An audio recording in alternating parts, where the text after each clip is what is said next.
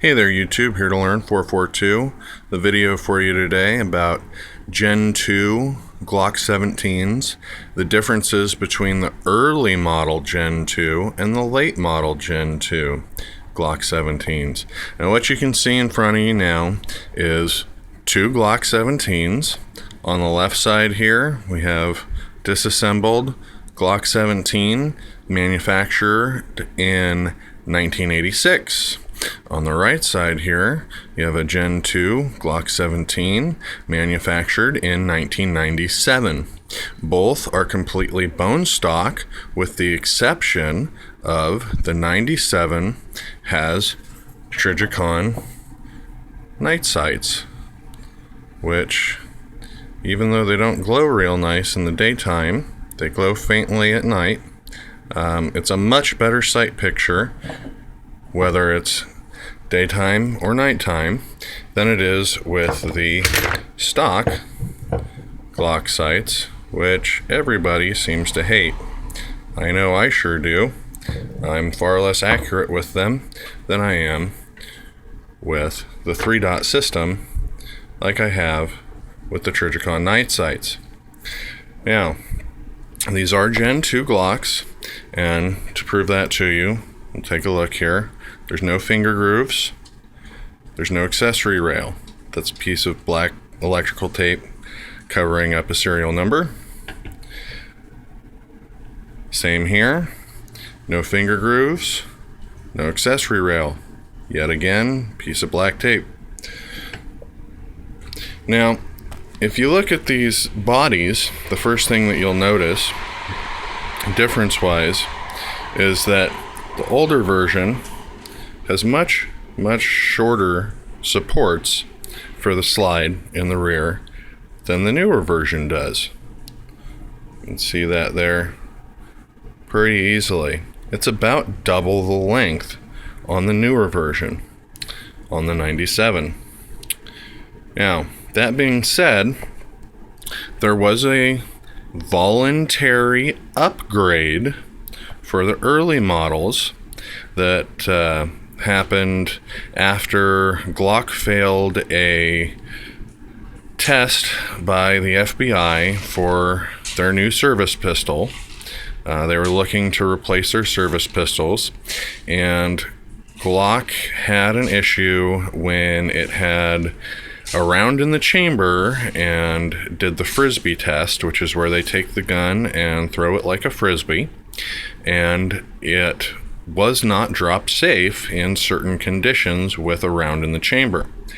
So they changed the parts, but it was on a voluntary basis. Gaston Glock did not want to have a full recall of his firearms to replace the parts that could potentially cause the problem, so he called it a voluntary upgrade.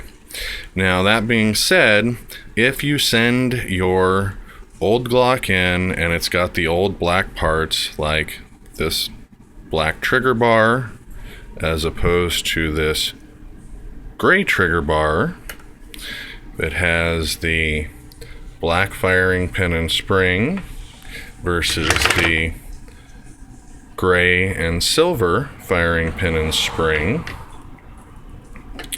if it has the uncaptured recoil spring assembly as opposed to the captured recoil spring assembly, or if it has the black ejector spring assembly or black drop safety as opposed to the grayish silver ejector spring assembly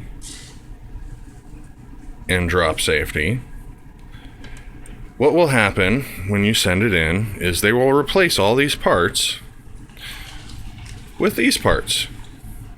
So you will get the upgrade, whether you want it or not. And from what I've been told, they don't send you back your old parts. If you want to get your old parts back and you want to upgrade, say you have an old model Glock 17, Glock 19, I believe even some of the Glock 22s had these black parts. If you want to get your parts back, you need to go to a Glock armorer and have them do the upgrade, and they will usually give you back your original parts. This Glock 17 has not been upgraded. It has not been to a Glock armorer. It has not been back to the Glock factory, and I've never had a single problem with it. That being said, I don't fling it around like a frisbee either. So, if I were to have one in the chamber and fling it like a frisbee, maybe the possibility exists that that one would discharge while the 97 would not under the same circumstances. So, you're thinking to yourself, okay, the colors are different. The recoil spring is captured versus uncaptured. The slide supports are longer on the new one. What else is different? Well, let's take a look. Here's our trigger bar assemblies. And if you look at the way the drop safety engagement is cut, it's cut at a different angle on the two. So that's one difference. Another difference is this rod, which helps eject the shell, the spent casing, is cut a little bit differently on the two. This is the old black style. This is the thinner, more pointed, newer silver style. As far as the trigger bars and the triggers go, that's all that's different. So we'll move on. The locking block for the slide, it's the same, it's just a different color.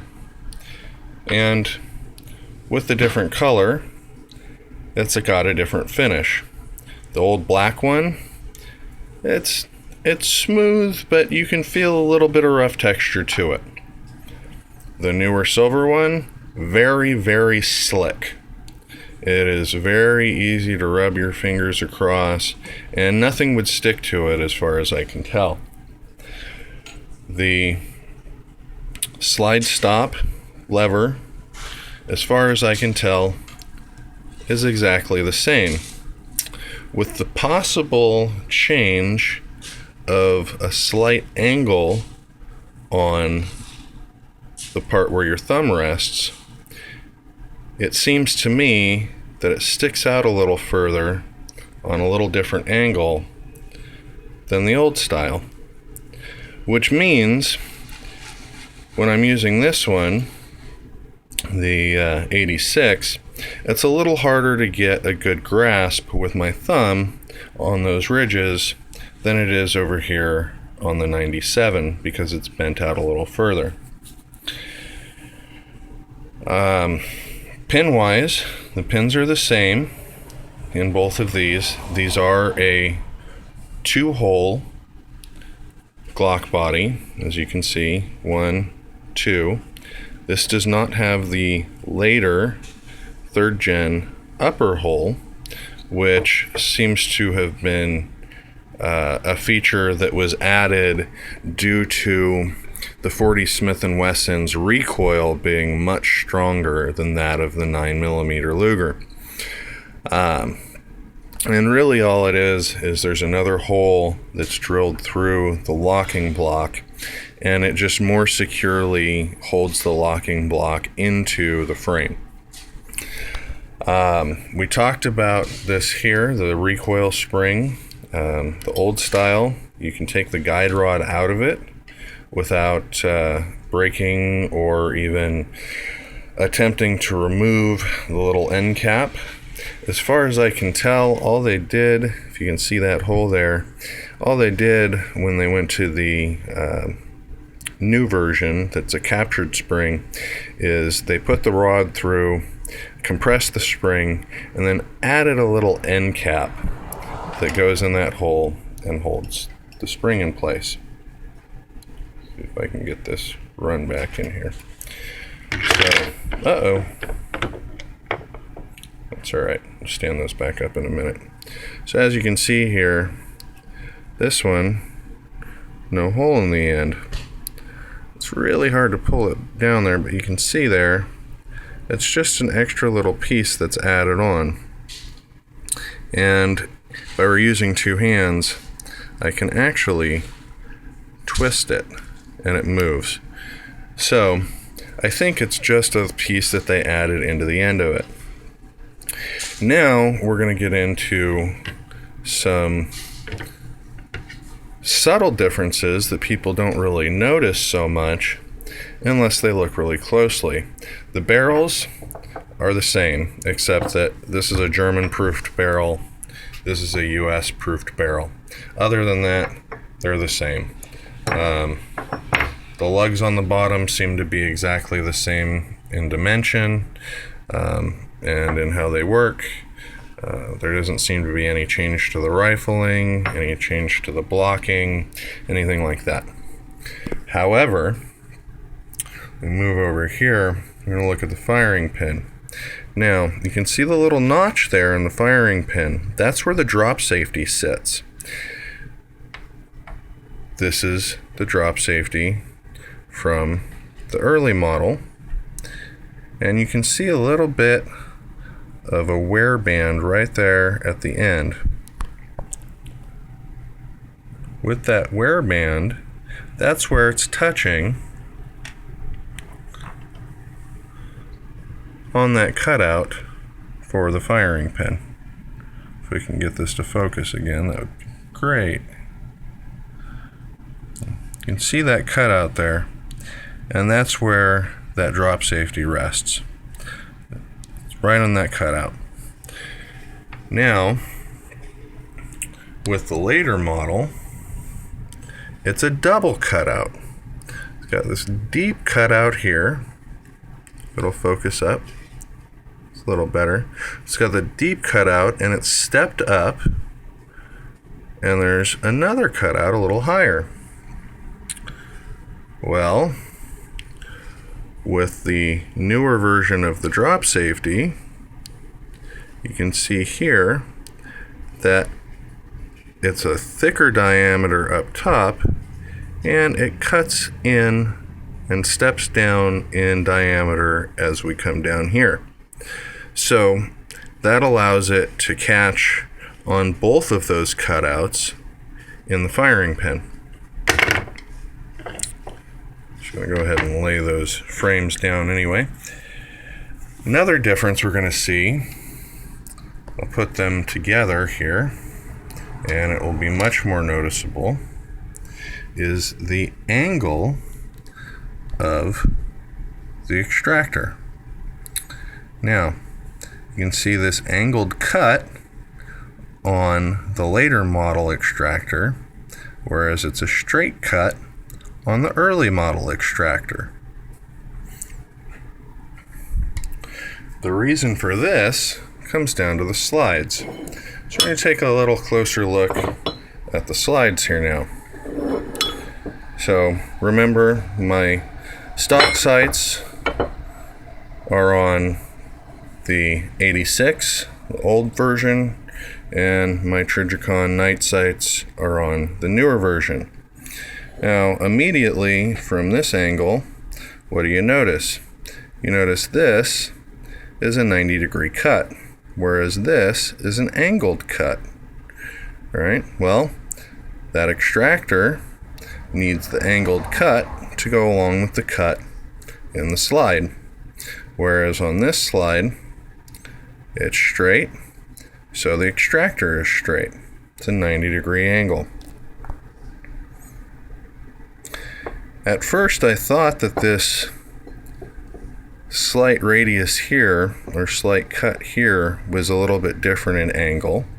That's a little bit harder to see. But upon further inspection, it appears that they are cut at the same angle. So that there, guys and girls, if you're watching, is the totality of the differences between the early model Glock 17 and the late model Glock 17. It's all internal, at least in the Gen 2. The Gen 3 is a little different. It has another pin like we talked about earlier. But for the Gen 2s, the early model Gen 2 versus the late model Gen 2, those are the differences. One last thing that I forgot to talk about with the slides. The early model slide, you can see the feed ramp here. Well, this is the ramp that, as it comes back, it then catches the next round and pushes it forward. It's cut at a straight angle. The newer version of the slide, it's straight, and then it gets this much taller angle, much steeper angle at the end there. I think that was for a little bit more reliable feeding, as opposed to the long ramp. They went to a straight piece with a short ramp, but the ramp is at a much steeper angle. So I hope you guys enjoyed this video. I hope that you learned some information here. If you're looking at buying a Glock Gen 2 and you're worried about drop safety issues, make sure to look at the pieces, make sure that they have been changed for the light gray / silver pieces, and that they don't have the black pieces. Otherwise, you're going to have to either find a Glock armorer or you're going to have to send it into Glock. From what I've heard, that takes forever. So, I hope you guys enjoyed this video. I hope you learned some good information. If you did like this video, please click on the like button. You can subscribe to my channel if you would like. There will be more firearms related and outdoor related videos coming soon to this channel. I am opening a new channel that will have motorcycle information on it, motorcycle videos. But this channel will stay firearms and outdoor related. So, as always, keep learning. Share your knowledge.